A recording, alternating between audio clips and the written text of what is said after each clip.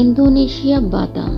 এই শহরটি এতটা সুন্দর একটি শহর যার কথা বলে কিভাবে বোঝাবো। এই দেশটিতে 2004 সালে সুনামি সংঘটিত হয়, যেটা 9.2 থেকে 9.3 মাত্রা ভূমিকম্পের মাধ্যমে এই দেশটিতে সুনামি আঘাত হানে। কিন্তু অবিশ্বাস্য হলেও সত্য, এতটা পরিপাটি, এতটা সুন্দর, এতটা গুছানো, তারা এতটা নিয়মতান্ত্রিক ভাবে সবকিছু চলে তাদের। যদিও তারা মাত্র কয়েক বছরের ব্যবধানে তাদের দেশটিতে এতটা ইমপ্রুভ করে ফেলেছে, কিন্তু আমাদের দেশে গত 54 বছরের মুক্তিযুদ্ধের পরে আমাদের দেশটি কিন্তু এতটা শৃঙ্খল হতে পারেনি।